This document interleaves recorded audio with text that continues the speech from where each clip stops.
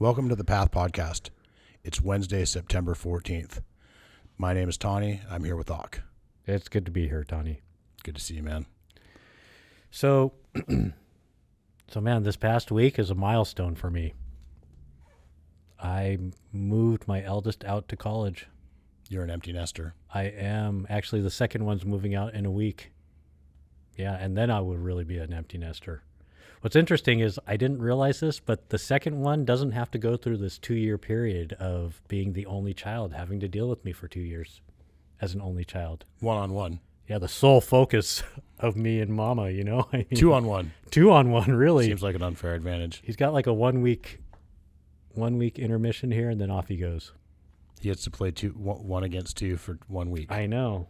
I think it's probably the happiest balance of all things. So anyways, I guess there's some good things about it, and there's some melancholy feelings about it. But for the most part, it's a good thing. If hey, all you in podcast land, if you have any advice for empty nesters, feel free to chime in. E_Auk on Instagram. He's Tani Walling on Instagram. How do we have people submit questions to the show? In the past, it's mostly been just on Instagram messages. Yeah. So send us your Instagram messages. We still have an email. You can email podcast@thepathbikeshop.com. Yeah, but I think most people send Instagram messages, and that's my apology. I have an apology to like 20 people on Instagram, maybe more. I have some. Last night I was looking at my Instagram, and all of a sudden I saw 27 or 30 message requests. Oh, you didn't know about your message requests. I did. You did. And I've been looking at them. At least I think I have. A bunch came in at once? A bunch came in at once. I better check mine. I mean, Gary from the shop, had sent me a message back in December of 2019. Sorry, Gary, that I never got back to you until now about writing early. TRG, I'm sorry, TRG, that I really wasn't at Chino Hills back in April of 2019. Wow. I mean, some of these, like the messages are 156 weeks old, 142 weeks. Any new ones? Yeah, there were a few. I have been, what's interesting, I feel like I have been responding to messages on Instagram. And then all of a sudden all these came in. So anyways, that's my public apology. So those of you don't give up on me on Instagram direct messages. Keep sending, especially now that we've restarted the show. Keep sending us your messages, questions, thoughts. Appreciate them, and I'll try to do better than 142-week response time. So you have a public apology for not messaging people. Yeah. I think I have a public apology for messaging people. Uh-oh. Oh, yeah. Yes. It was pretty awful. Like, I'm laughing with the laughter of someone who's gone through something very uncomfortable. Yeah. Because we have this text messaging app that you can text us on our landline, and it's been great for years. And the company that we've been using forever, ZipWhip, got purchased. Right. And they no longer offer this service. They're twilighting it. So we moved to a new company, Podium, and it's been going pretty well with Podium. But what they did for us is they integrated our ZipWhip conversations, and I think that was maybe last Friday or something. Mm-hmm. And on that day, there was a glitch, and a bunch of conversations from months ago got auto replies, as though they had just texted us. Some people got multiple like a lot of auto replies. Right. That would be me. Apologies, Auk. Thank you. Accepted. Some people opted out of our text service after that, understandably. Hopefully, once they understand. Oh, no, come back. Once they understand the innocence of our mistake, maybe they will allow us back into their lives. I know.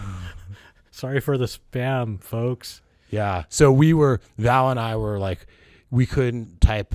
We couldn't copy and paste and type fast enough to respond to all the what's going on messages. And I just added to that madness. Well, you deserved an answer. And two, we appreciate people letting us know stuff like that, because otherwise there's no way for us to try to address it, right? Because it was going to keep happening. We disconnected some features that we still haven't plugged back in until our provider figures out a solution for the glitch. Right. So I think as of right now, our web chat's still disabled, because that's ties into it, and we couldn't. We just disabled left and right until it stopped, and now we're kind of like nervous. A little, yeah. Right. Hesitant to reactivate some of those. Yeah. Wow. I actually kind of gets back to apologies, and something I said on we talked briefly about on our last show was, these are legitimate apology, and hopefully people accept them and come back on the text. But when you're writing, how often, I want to just revisit this. How often do you say, "Oh man, I'm sorry," when you're the last person up the hill, or the last person down the hill? Like, "Oh, sorry, I'm the last person," or "Sorry for that mechanical," or "Sorry for this," or "Sorry for that." And like, I think it was Sid from Sid and Mackie. They're racers and have a YouTube channel and what have you. But Sid was saying, she's come to say, thank you for waiting. Thank you for your patience. That's also a good tactic in like customer service and sales. Right. Or any sort of conflict mitigation. Yeah. I'm not saying there's not a good spot for a sincere apology. Right. Like we just had. However, it's very much, I think, psychologically more powerful to thank someone for putting up with the problem, right, and to show appreciation for them going through it with you. That is very true. Yeah, so I use that at work. I use that on the trail. So it also might be like a sign of like, I don't know, like a certain like profile of person who, because there are people who are always completely unapologetic, right? And then there are over apologizers, right? So I think this message goes to the over apologizers, not to the unapologetic. Right, exactly. There's this concept in some philosophies of kind of a middle way. Right. So for some people, the middle way is towards more apologies, and for some it's towards less. That is right. So we offer an apology, and we also say thank you for your patience. Yes. Yeah. So, anyways, that's apologies and the text. Thanks for getting that addressed pretty quickly. How are things going with yourself? I'm pretty pumped. I went for a ride right before I came here. I heard. I rode my boomer bike. Oh my gosh, really? Was it enjoyable? What's a boomer bike? Yeah. I was going to say, like, that's your pedal bike. I rode Oaks with Joel and Mike. Nice. Tactical tile and smoked. Yes. And 1886. That's right. And 1886. Both are awesome restaurants. And, I mean, Tactical Tile is not in Old Town, but Smoked and 1886 are great restaurants. And the proprietors of those places are my riding buddies, Joel and Mike, and they rib me for riding e-bikes, and I rib them for riding boomer bikes. And I ride my boomer bike with them. So which boomer bike did you ride? My Trance, my mulleted MX'd out Trance. Right. Yeah, and I think the battery's dead on my live valve, which is cool. It still rode good. Right. Well. Mm-hmm. Yep. Thanks for the grammar. Sure. Mm-hmm. Shawshank. Kill you. Shawshank Redemption. I don't write so good. Well. All right, so good. Yeah, so still liking the Trance? Mulleted Trance? That bike is really, really fun. I let it sit long enough that the rear pads needed to be kind of like burned a little bit because I think there was a tiny bit of seepage of those pads, those brakes. Right. If you let them sit, it seems like a tiny bit of fluid seeps through the calipers or something. Right. So that bike manuals really easily, and the rear brakes were a little underperforming at first. So I had some sketchy moments. That was the first time I rode a muscle bike. I was thinking about it. I've been really busy with some crazy business stuff. I rode I hadn't ridden that muscle bike since like June, maybe. Oh my gosh. I've done some e-bike rides. I haven't been riding a ton. Your comment about the dirt will be back on the last show was super real for me. I'm glad it came back. Yeah. Or I came back to it. Yeah. Yeah. Yeah. Conditions at Oaks. I was hoping for like maybe a little moisture from the recent rains. No? Dusty. Oh my gosh. Dusty. But already. Yeah. It's Wednesday. I rode there. I ran there on Saturday, rode there on Sunday, and it was, hero dirt. Happens quickly. Yeah. I'm sorry. It was awesome. It was still cool. Yeah. And it wasn't quite end of summer dust. It was kind of some of the dust got knocked down recently dust. Right. It wasn't fluffy. Right. Yeah. It's been fluffy. Fluffy dust. It's been fluffy. And one of the things I think I like is that I bet you a lot of the dust had been knocked off the faces of the rocks. Yes. Right. I think that's very helpful. Yeah. In SoCal, we have 1,000 words for dust, like people who are native in what cold places for snow, because I forget the right word now that you're not supposed to say Eskimo. Right. Or are you supposed to say Eskimo? I don't know. Gosh, it's hard. Alaskan native. Inuit? Possibly. Education's a great thing. I wish I had more of it. I know. Speaking of like trail aggressive, man, this bike that's sitting right behind us, this is the 5010. I have a business associate that I was having a business meeting with today, and he's also an old customer. Right. And yeah, he hit me up like, so, what, like, I know you're always riding different bikes and stuff, but like what bike in the shop is really the bike you would want? Right. I said, well, I think I want that new Pivot Shuttle SL. Mm-hmm. And he was like, oh yeah, but like, what about not an e-bike? I was like, oh, what boomer bike? And so, I said the new 5010. Yeah. I mean, it's a little more aggressive than your Trance. Yes. 130 travel in the back. 130. Yep. And I think the front is 140. Yep. But it's not that much more aggressive than your Trance. More travel. It is more travel. And I guess, like, when you add the more travel, everything gets a little bit more aggressive, and the whole package ends up being... But, man, this looks like an exciting bike to ride. Yeah. I mean, just all fun all the time, right? Yeah. Poppy, playful, whippy. Yep. Snappy. Pedalable. Yeah. Oh, my gosh. Yep. That's nice. Glove box. It's got the glove box. The lower shock. Low link. Mulleted, of course, MX. I think it's interesting that it has Reserve 30 HDs.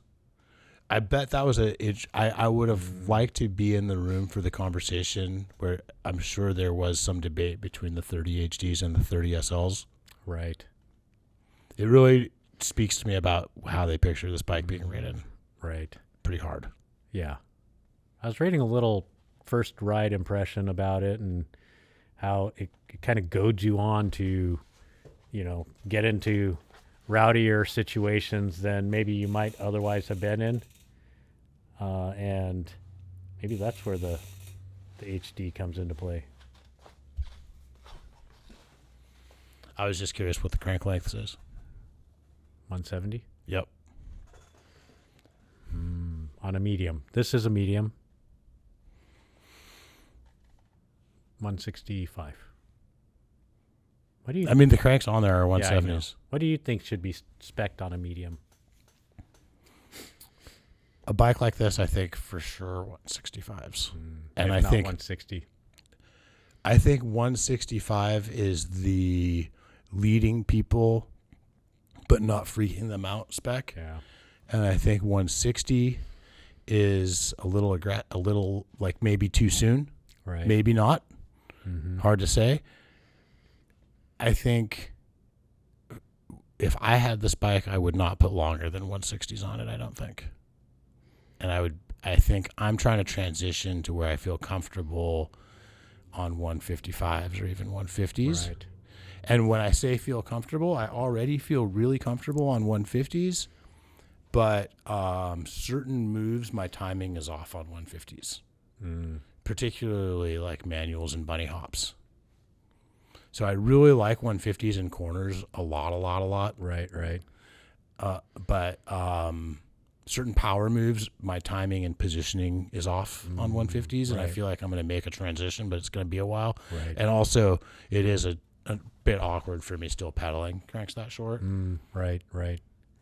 But the 160, I agree with you. 160s, I don't notice them. They disappear on the bike to me. I think so. Which to me means that's where I'm kind of most comfortable right now. Yeah. And I feel like 165 feels clearly long. And then I haven't tried 155s, but 150s do feel noticeably short. Yeah. And in some ways awesome, though. Yeah. Kind of like it reminds me of when I'd only ridden 130 stems and I put a 50 mil stem on. And I was like, I don't know if I'm ready for this, but I knew it was cool. Right. So what do you think? I have similar thought, but what do you think as just putting a set of 150s on your e-bike and then allowing you get used to that cadence, the spinning of a 150? So I feel like on the e-bike, the issue of the pedaling feeling weird is really resolved. Sure. But the issue with not feeling powerful on manuals in particular, which translates to not feeling powerful on bunny hopping, J hopping, and certain kinds of like power turns and stuff. Yeah. That is kind of worse on the e-bike. Right. So I still feel right around 160 is a really kind of a sweet spot for me. And really because of my ride fantasy being what it is, I'm okay with kind of not liking it on the climbs. Yeah. I kind of think put the 150s on an e-bike, it's going to help get you more comfortable in every space. Yeah, and you get the reps in. And the reps, right. That makes sense. Or maybe 155s. Yeah, 155s. I do, 5 millimeters doesn't sound like a lot, but in terms of how far apart your feet are, which is at any given position in the rotation of the cranks, it's doubled. Right. And that's a lot of what I'm tuning for. Right. As Nathan would have pointed out, the hip angle at the top is dictated by that, and I think that really is a good way to scale a riding experience. Sure. And I think there really are really important trade-offs around that hip angle at the top of the triangle that your legs make. Yeah, it's interesting that you say that your timing and your sensation of like feeling power in manuals and certain moves on shorter cranks. It's hard for me to get the front. It's harder for me to get the front wheel off the ground with shorter cranks, especially drastically shorter than I'm used to. Do you think that's a timing thing, or do you think that's an actual is that just a harder thing to do when your feet are closer together? I think it's a timing and balance point thing. Well, I'm not sure the two issues that you brought up can be completely unraveled from each other. Right. Because if it's harder, it can be solved through timing and balance. Yeah, that's true. That is true.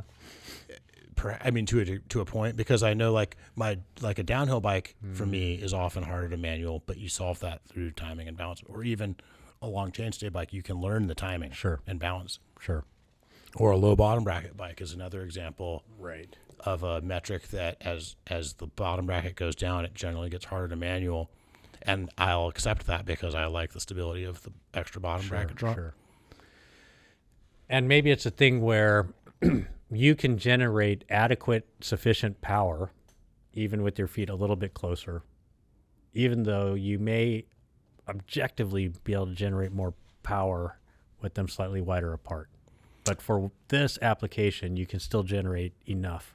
You know what's interesting is I have a hypothesis that shorter cranks lead to both wheels wanting to be on the ground more. We haven't talked and about this. We kind of have, in that I've talked a bit on the show about how I feel like longer cranks are more bucky, like more kicking you over over the bars and more buck. Like that was one of the first things I noticed early on in this conversation when I went back to long cranks is I crashed because I got bucked on a transition from flat to steep. Right. Where I tried to kind of pump it and I caught my rear wheel on it because it didn't work right. It didn't happen. It was weird. So I feel like that tendency to get bucked, that isn't keeping the wheels on the ground, but it's like a related somehow. It's somehow related because even that the manual motion and the bucking motion perhaps are somewhat related. It has to do with the distance from the back pedal to the axle, I think. Right. So if the back pedal is closer to the axle, it moves more up and down when the axle moves. Mm-hmm. And then as far as that goes, that's also, I guess, just how far back you can really have your weight. Right. For the manual. Right.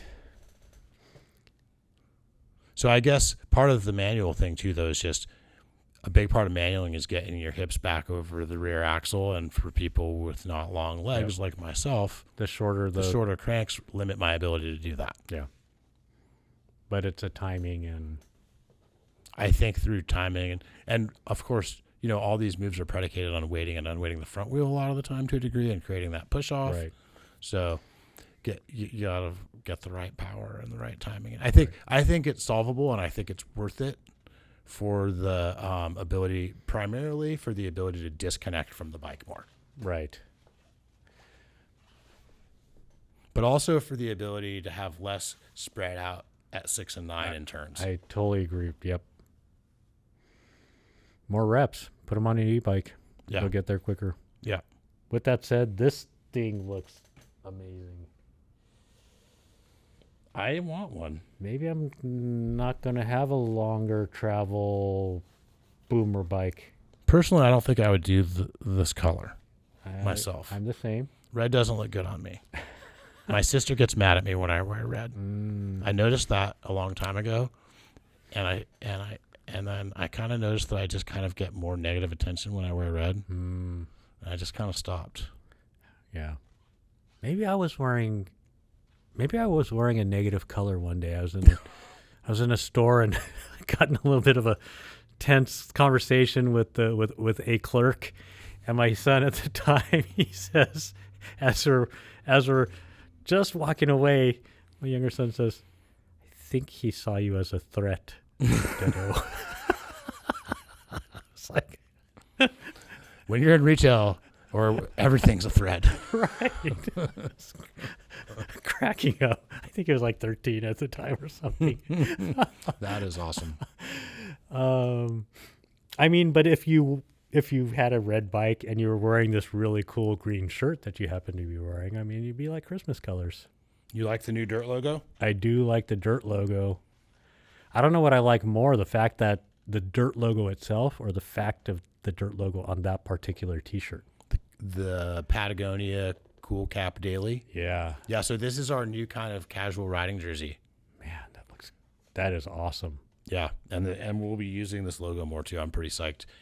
You don't have to use as much ink on it, so it has a nice touch. And the idea is kind of that, like, you just had some dirt smeared over our sticker, and then you pulled our sticker off. Right.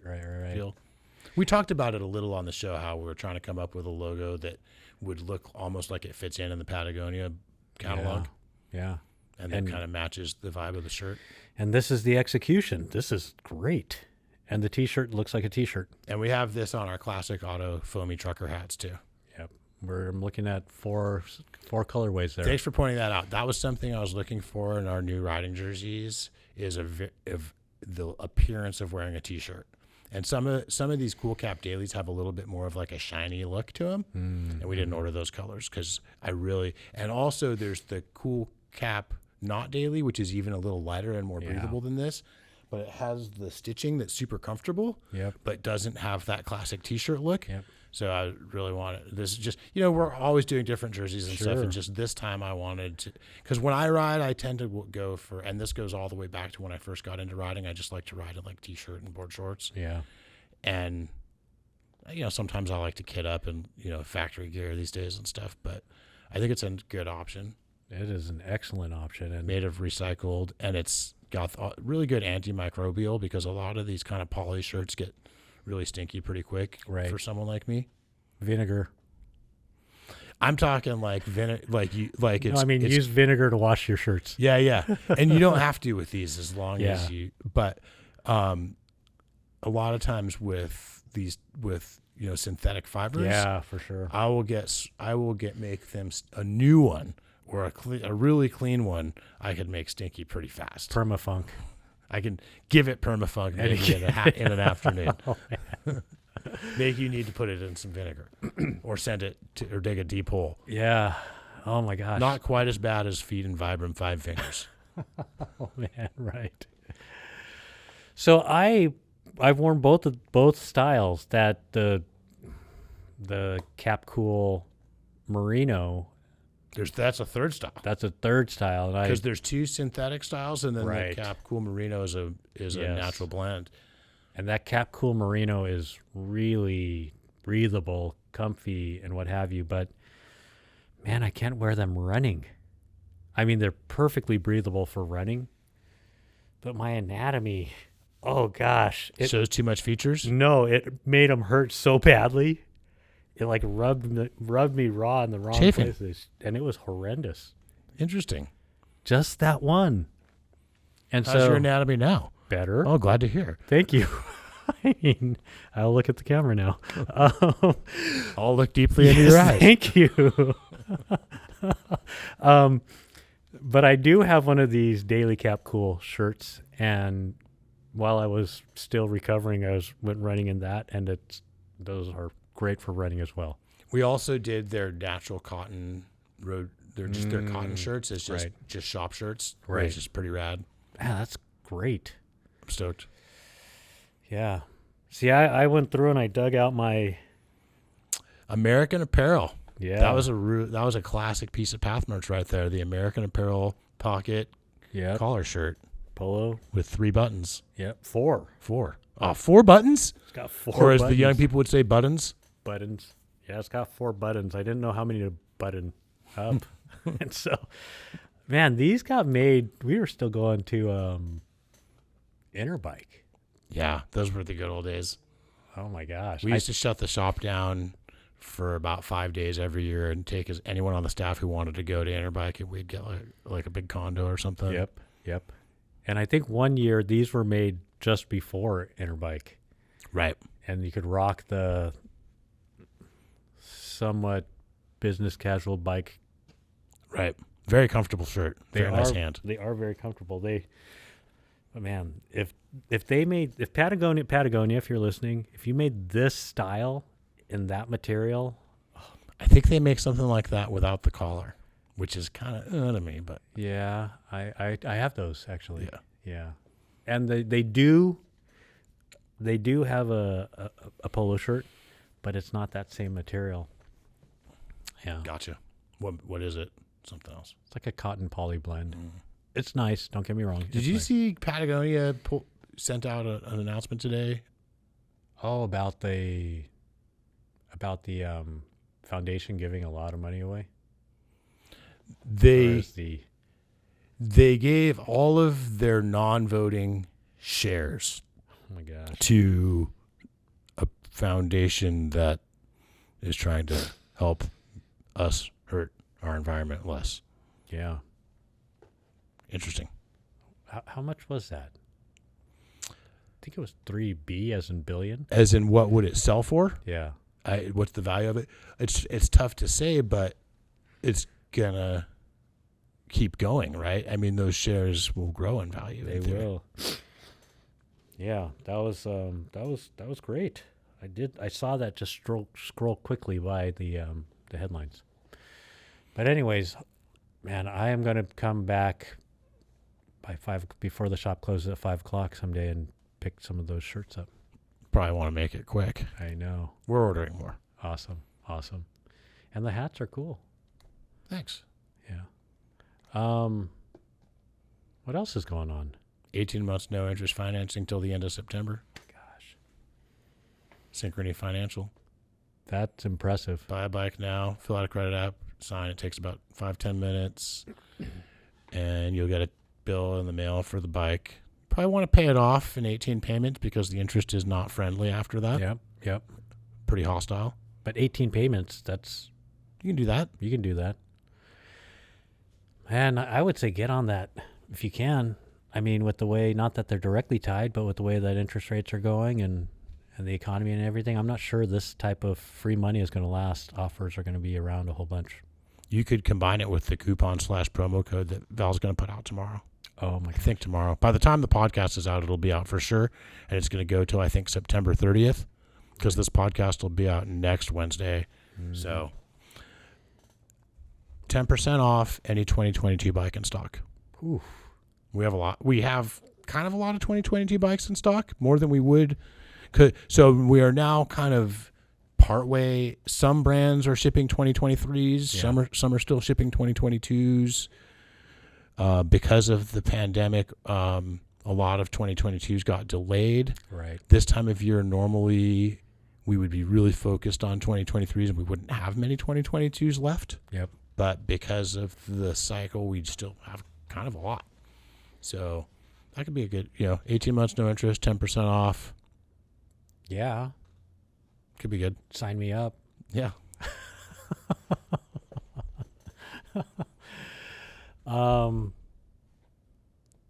Let's see. What was I had something right on my mind. Look at my show notes here. Oh, you know what? Like, I was reading about some cool local made stuff. Like one article I read in Pink Bike was one of the guys learned how to do 3D printing. And so he's been doing 3D printing, parts and gadgets for bikes. Might be like spacers or, bottle cages and what have you. That's a pretty cool way to do some local sourced building projects. Hey everyone, Sean the editor here. We experienced some technical difficulties with the podcast audio at this point. We appreciate your patience with this, and we hope you keep listening. But if not, no worries. We'll catch you on the next one. Let's get back to the podcast. Yeah, one of our Eagle Scout engineering student coworkers had a 3D printer for a while till he went on to have his engineering job. Right. He made some cool stuff. Yeah. And it's interesting. They made it sound like this is actually could be a little like market sector that's building up. Mm. You can't build anything structural that way, I don't think. Yeah, I mean, not on that type. I'm sure. There are, I think, 3D printers that use more of a sintering, maybe, that you can. Yeah. That was cool. And then it also, I was reading about American-made carbon bikes. I think Nathan talked about Gorilla Gravity. But they're, American-made carbon here in Colorado, I think it is, and some cool modern geometry bikes. One bike with interchangeable linkage and seat stay, chain stay, so that you can have various travels. But what made me want to bring this up was they adjusted the suspension, the progression on the suspension design based on feedback from Johan Borelli. And I don't know, I've watched some of his YouTube videos, and they're like, oh, he needed a little bit more progressive at the end. And have you seen some of the videos of what he's doing? And I was like, oh, do I need that? Mm-hmm. You know what I mean? Yeah. So I think for that kind of riding, for sure, 1,000%, right? But for the rest of us, like, do I really need that? And is that actually going to make a better ride experience for me? What could you do if you don't like it? I don't know. Take out a volume spacer, maybe? Maybe. I think that would help. Yeah, that's true. But it's interesting how what struck me was like how they, and I guess maybe that's the market sector that they're going after. Yeah. So this is a really common kind of trope in the bike industry is, do you design for the elite, say the 1% riders who are doing the most, who are pushing the equipment the hardest and going the fastest, the biggest? Or do you design for the center of the market, which is really quite a bit more beginner intermediate? Right. And one opinion that I have is that there's a lot more overlap than people think. Right. So like there was this like, oh, the reason head angles can't be slackers because beginners don't like it. Well, it turned out beginners did like it. Right. Loved it. Right. And it turned out the people who really didn't like it is crusty old experts who couldn't get used to it. Right. So I don't know how much of that's going on here. Another thing I would just add to is that what's going on at that part of the suspension, it's not, if your suspension is set up well, you're probably not getting, you're getting there a little in the biggest hits. Right. And not bottoming out doesn't suck. Having that last little bit ramp up to where it kind of has almost it always has a little more to give. Right. Might not. So I guess part of my thought on this is for the rider who it's not optimized for, how much of the rider are they going to be deep in the suspension enough to tell? Yep. And then what's going to be the penalty? It's going to feel a little harsher earlier. Mm-hmm. But how about for somebody like, I will add too real quick is that people pushing the equipment really hard with speed. Yep. They're often not the ones breaking stuff, which tells me the people who are pushing equipment hard by not being smooth right, are really pushing it hard, or by including bottoming stuff out. Or by going giant. Going giant is a way to push equipment hard, for sure. But going small and harsh, not smooth. And weighting the bike at the wrong point in the G out. Yeah. Or weighting the bike into a bump. Right. Can really multiplying. And it might not be bad to have a little extra ramp up and let's not forget, I don't want to disparage anybody, but that person might not be in the best shape. They might weigh 250 pounds. Yeah, that's true. So they might blow through some travel. There's a lot of ways to blow through travel. So how about first the advanced rider? Like a lot of folks here in the shop, really advanced riders, but I don't know if many people in the shop are going to be doing like that big of giant stuff. Yeah. Like, do they notice the difference and go like, meh, I'd rather have it not ramp up that hard? It's hard to say. Right. And it's also hard to say, everything is so tunable. Right. And also what shock is on there. Is it an air shock? Is it a coil shock? Yeah. You take that like suspension design with the linkages and you can tune some of that. Who's the rider? Fabian? Johan. Is he running a coil? Good question. Because if you're running a coil, I could definitely see wanting coil that doesn't have the same leverage rate or the same ramp up curve that an air shock does. Greater progressivity at the end, right?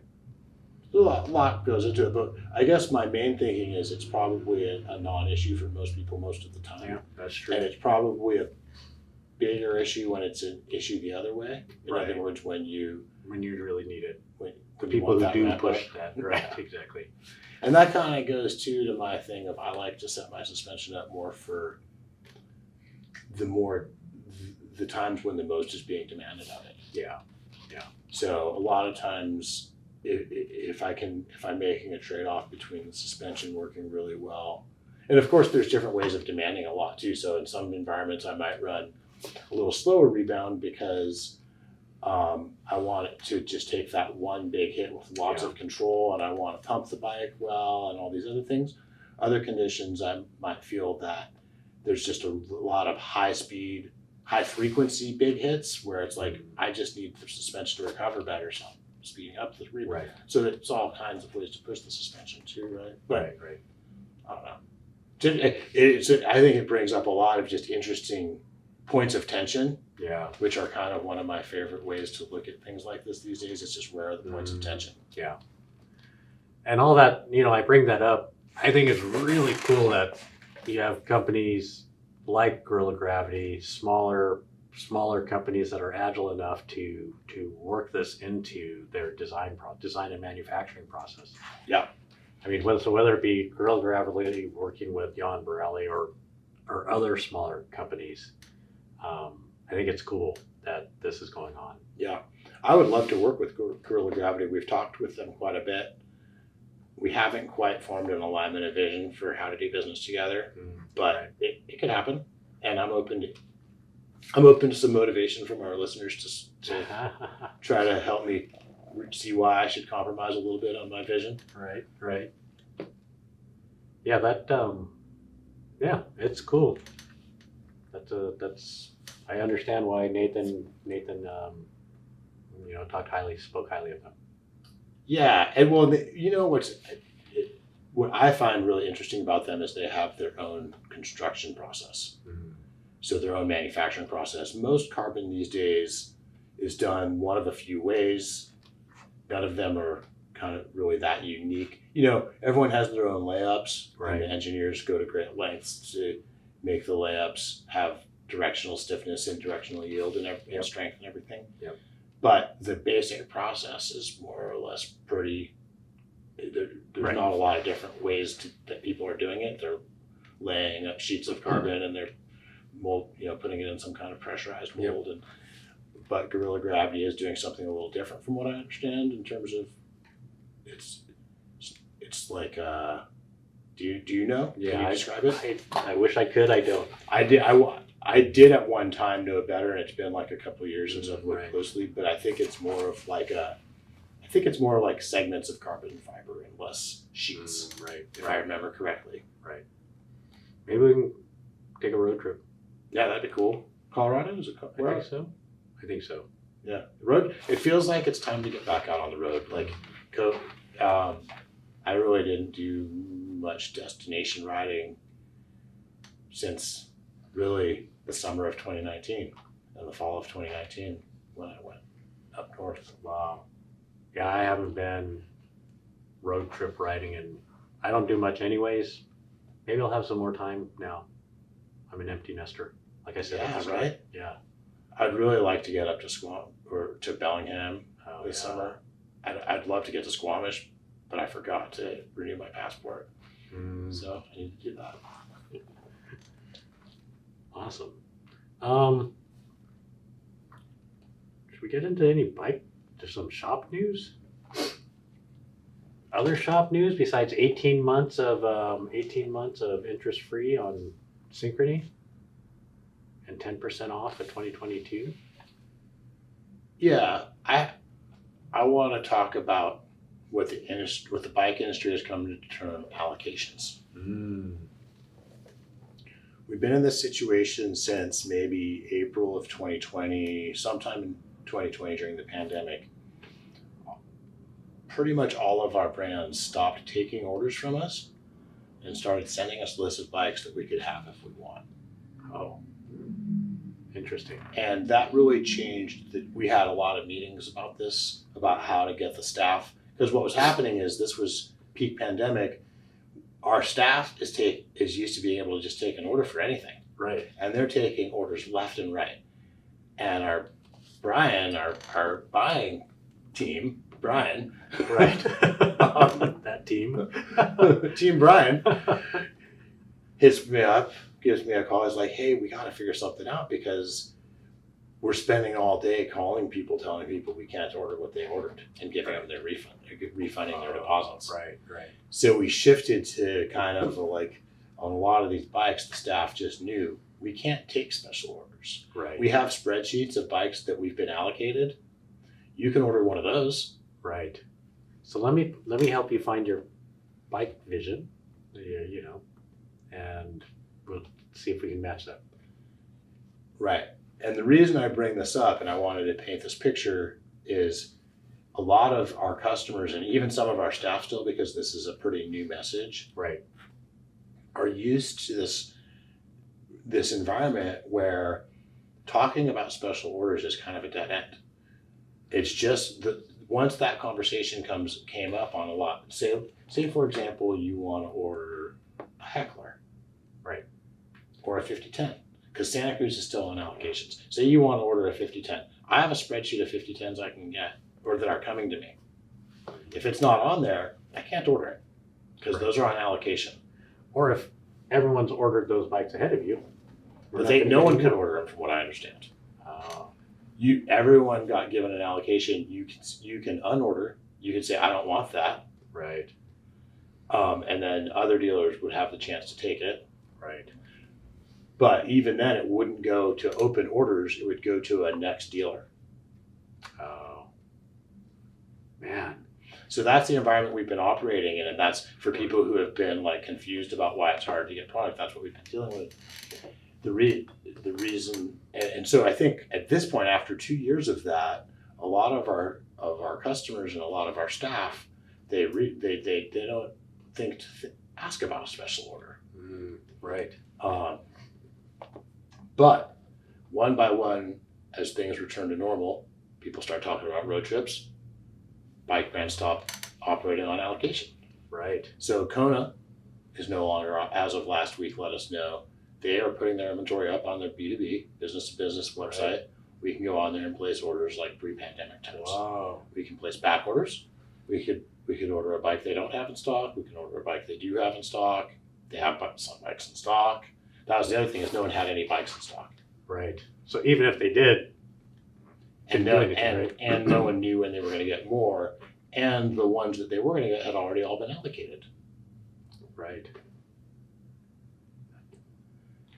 The reason I bring it up, it's partly just part of this greater conversation of like, oh, we're all learning together what new normal looks like. Right. And starting to look like a new normal, we might be able to order bikes again. Oh, man. Like backward. Like give you an ETA and then call you in 2 months and tell you that even though the ETA was 2 months, it's now going to be 3 months. Right. Like normal times. Like normal times.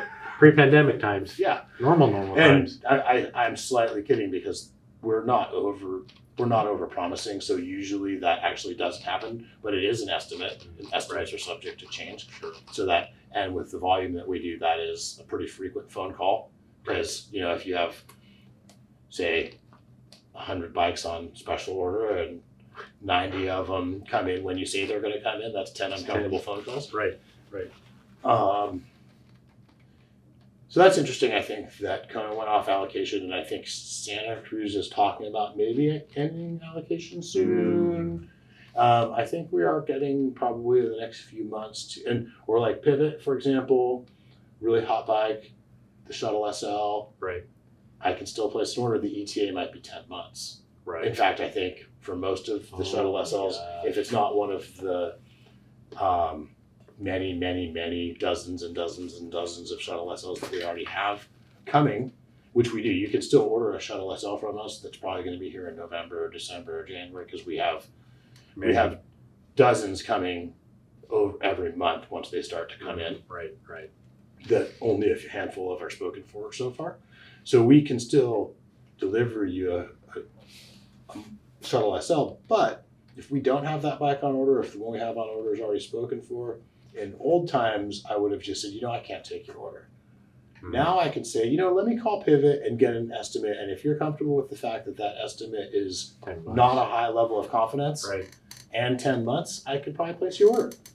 Because before they weren't even taking the order. Before, the customer would say, I don't care if it gets delayed. And we'd say, that's very patient of you and awesome that you want it so bad. But I would be lying to you if I don't think I'm going to get the bike you want until it's a new color and a new part spec. Right. Right. Like we cannot even put this on back order for you. They won't take our order. Right. That's what allocation means is they won't take, being on an allocation system for these brands, what it really means is that dealers cannot just place orders ever. Man. And it's kind of cool that we're going back to Yeah.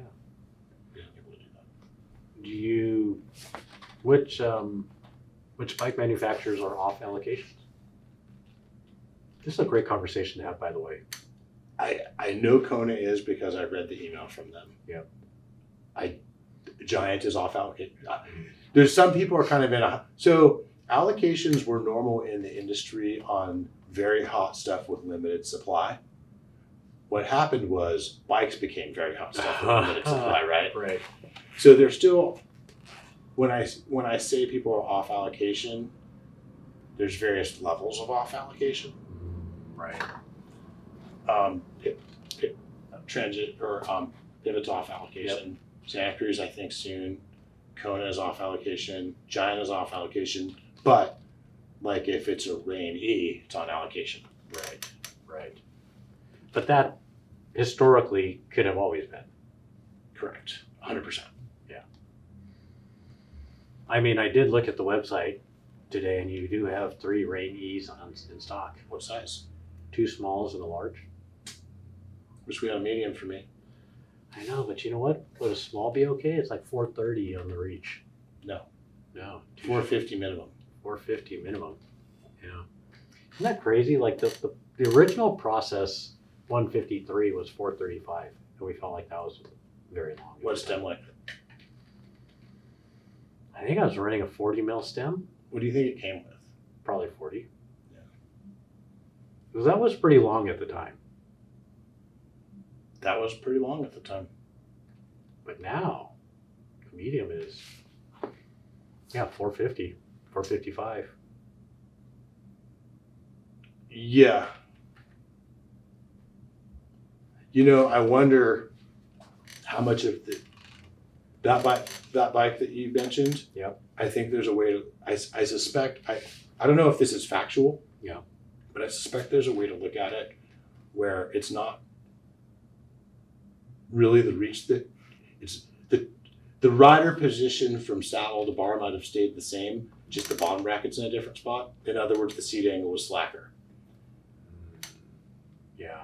I'm pretty sure those bikes had steep seat angles for the time. Yep, but they were slack. Slack by modern standards.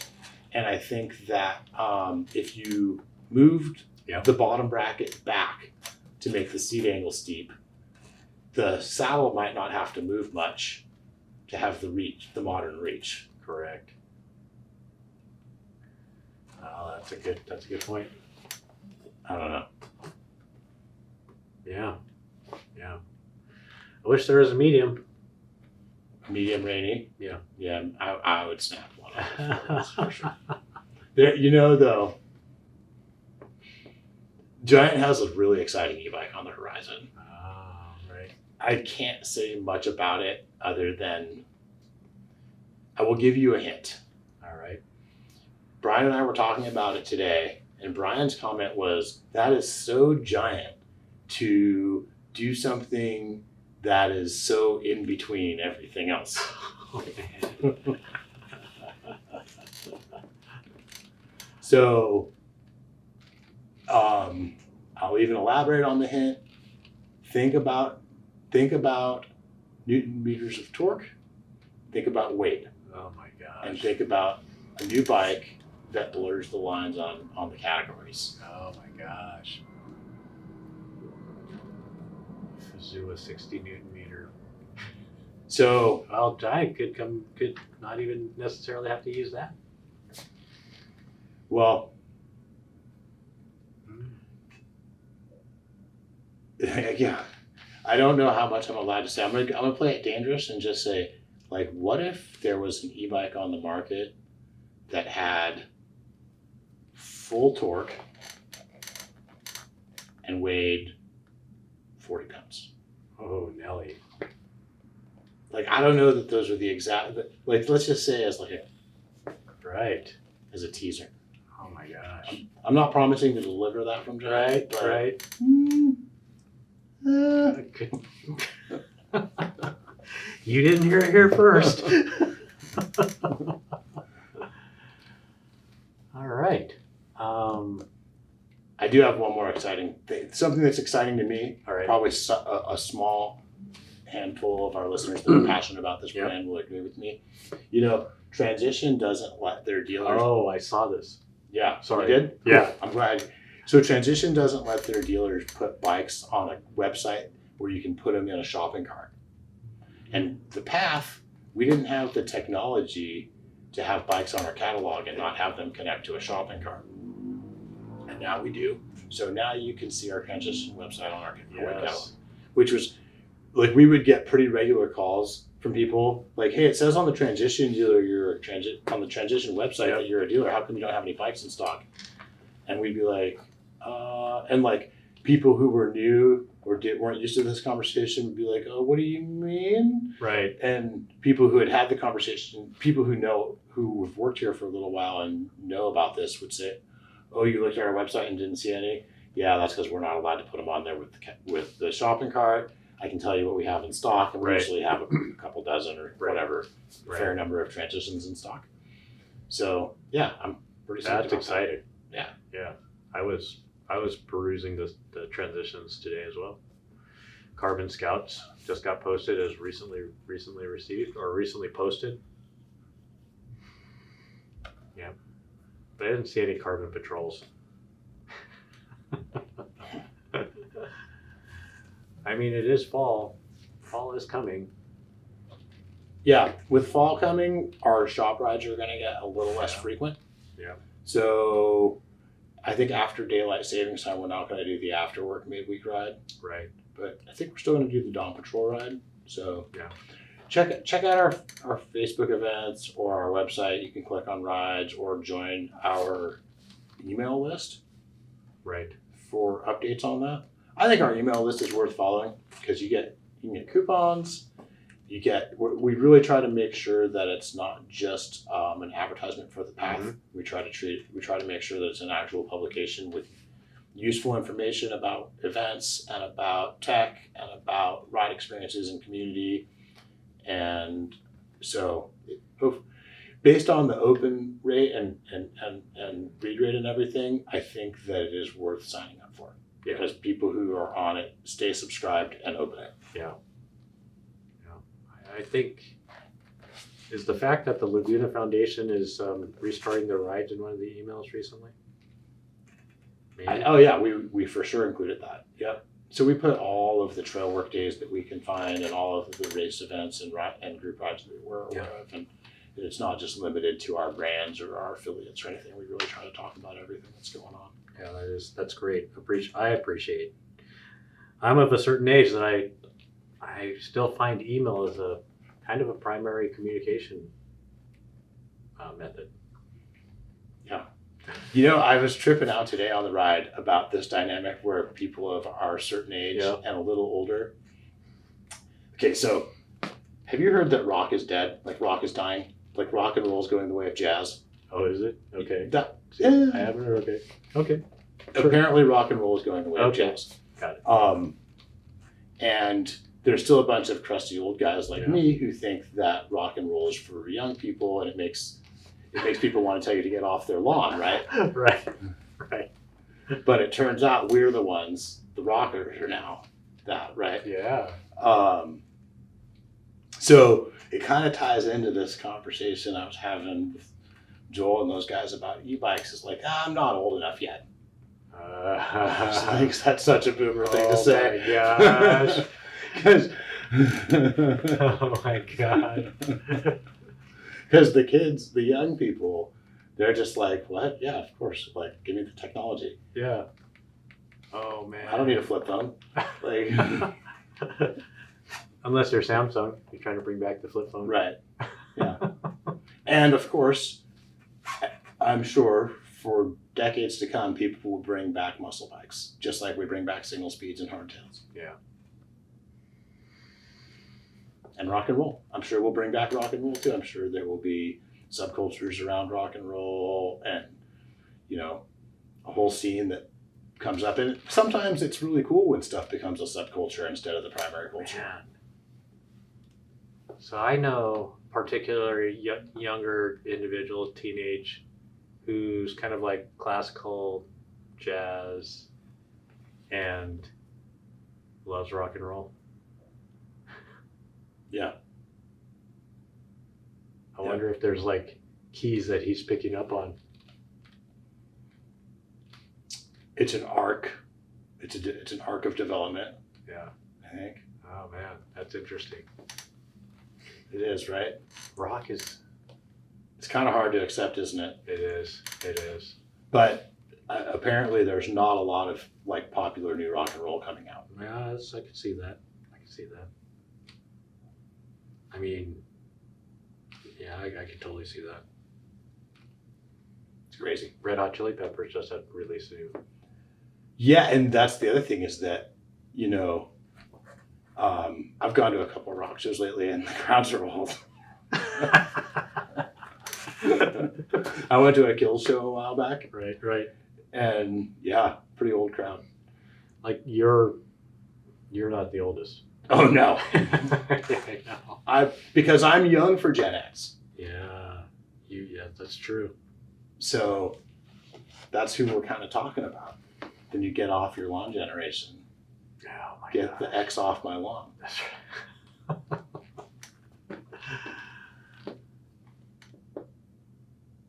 I can't believe that I did it again, huh?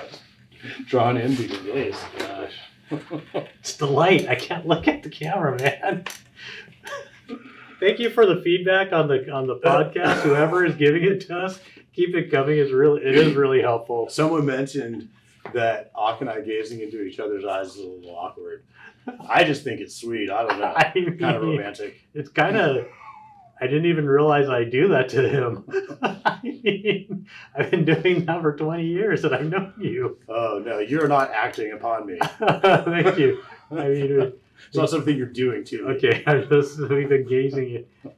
Oh man. No, I'm looking you in the No, eye. I'm looking at you. Oh man. Is that a I podcast? think it is. All right. Thank you, Auk. Thank you, Sean. Thank you, listeners. Thank you to the whole Path crew who I actually do love right now. Yeah. And thanks to all the riders out there. Let's all continue to love the bike we ride.